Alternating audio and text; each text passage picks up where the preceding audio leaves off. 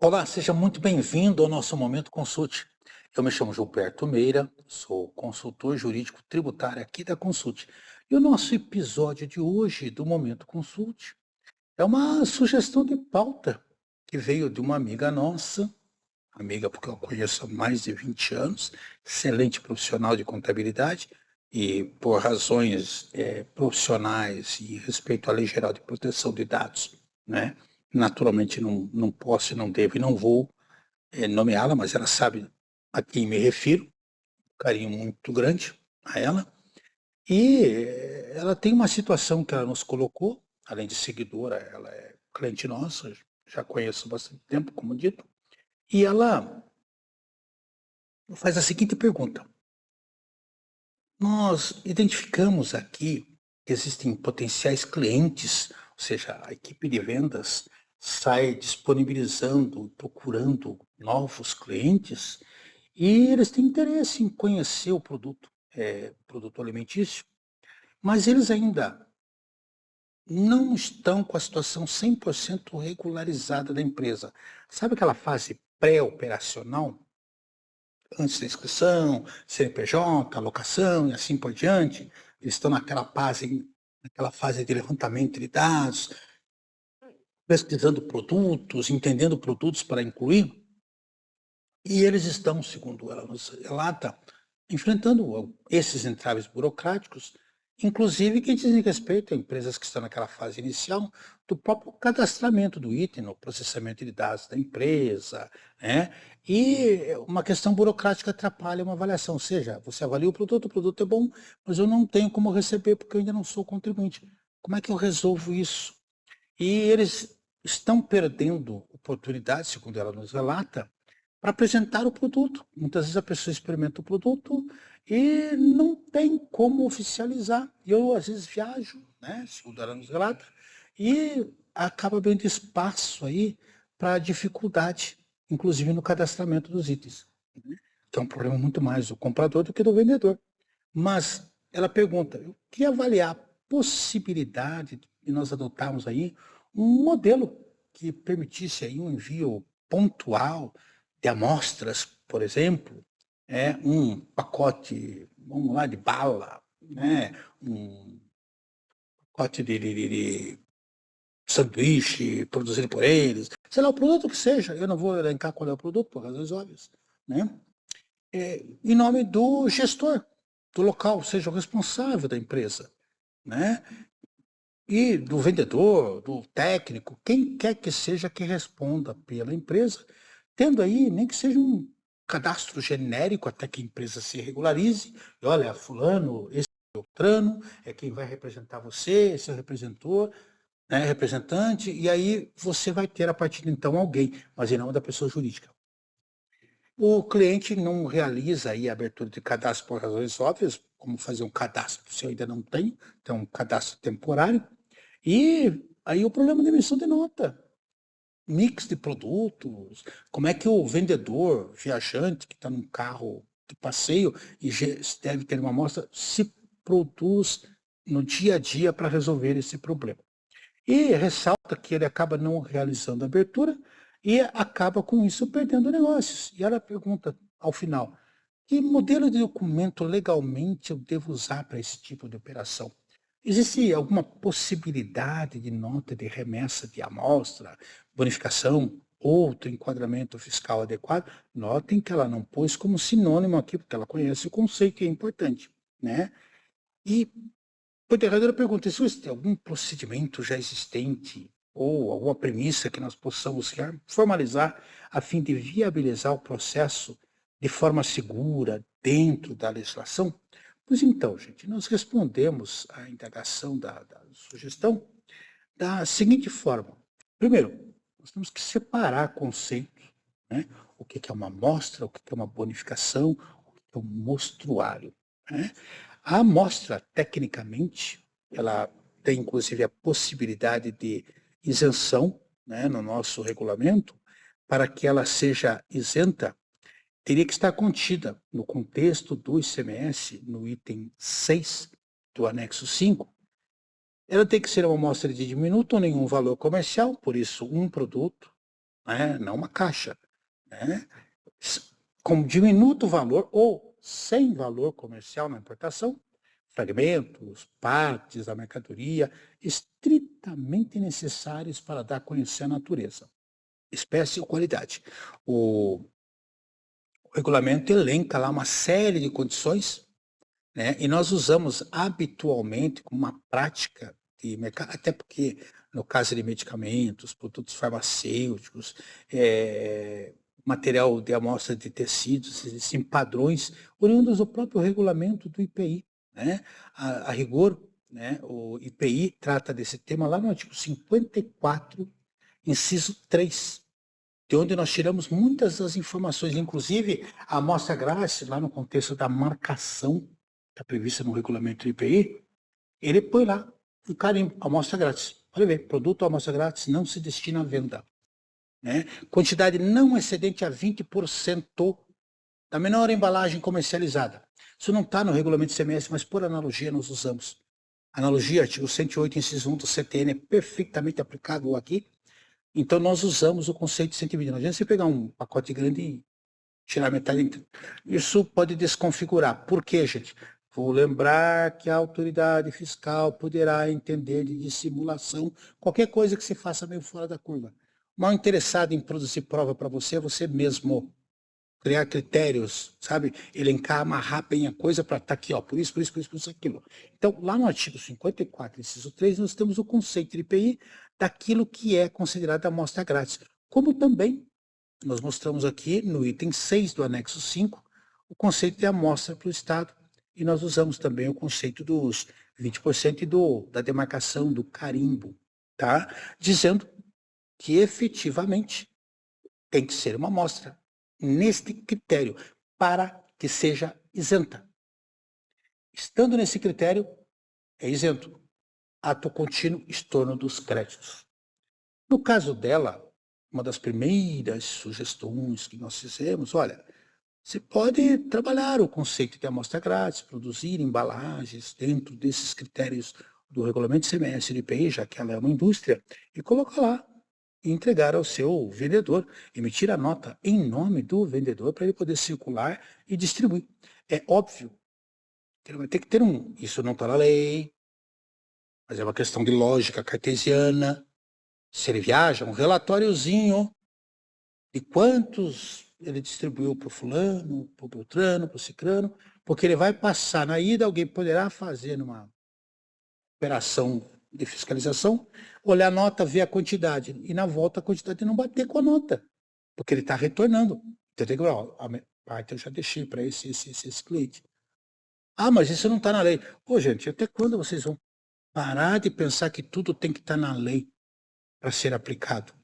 Assim como nós usamos a lei a nosso favor, quando ela é omissa, quando não há impedimento, não há crime, não há nada de errado na omissão, artigo 108, né, eu posso aplicar por analogia, eu também tenho que entender os chamados meios indiciários, o que é um indício, né, de presunção de responsabilidade, de desvio, coisa parecida. Na nova lei, o artigo 355 da Lei Complementar 214, mas eu sempre lembro aqui a presunção in iuris tantum da Lei Complementar 104 de 2001 e que dá esse tipo de critério que vocês têm que ter. Ou seja, nós somos os maiores interessados, porque o fisco está respaldado pelo Supremo. A hora que ele quiser entender que você está de armação, ele vai armar. E vai dizer, e pior, ele está rigorosamente tentando. E o armar aqui não é no mau sentido, pelo amor de Deus. Ele simplesmente, não, eu não concordo, eu estou respaldado. E tá. Infelizmente, o ADI 2446 deu à autoridade fiscal o direito de olhar para sua cara, não gostei de você, acho que você está dissimulando.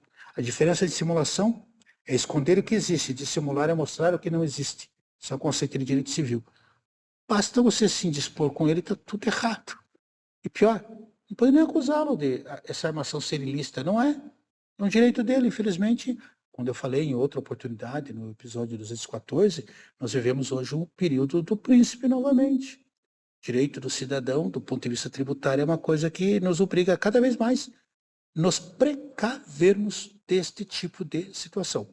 Então fica aqui esta dica inicial e eu passo objetivamente agora a responder o que eu falei para ela. Olha, nós temos que partir da premissa evidente que o problema levantado por ela, tá, apresenta situações decorrentes dessa chamada fase pré-operacional, e ela realmente existe, eu não contou nada de novo, nada que ninguém aqui não tenha vivenciado, né? Quem é experimentado sabe que isso acontece. Mas o mundo tem que caminhar, a área comercial tem que produzir, o empresário tem que começar a lucrar, faz parte do processo, né? E não tem o suporte tecnológico, muitas vezes, para atender. E aí nós colocamos as seguintes observações.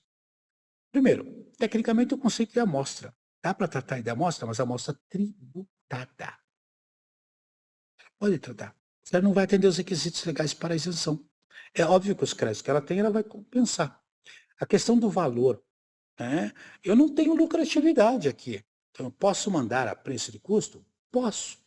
Posso distribuir gratuitamente? Posso. É lógico que você vai ter que tomar o cuidado de ter esse cadastro, né, prévio, né, de futuro candidato, um documento interno, né, assinado, né, olha, vamos remeter para a amostra para seu retorno, pesquisa de satisfação do produto, deixando bem claro que isso não impõe obrigação, é o papel, é mais uma questão de garantia. Gente, eu estou burocratizando para defender teus interesses, infelizmente é assim, né? Em terra de quem já foi mordido por cobra, mas uma das muitas expressões gilbertinianas, a gente tem muito medo até de pensamento de minhoca, gente.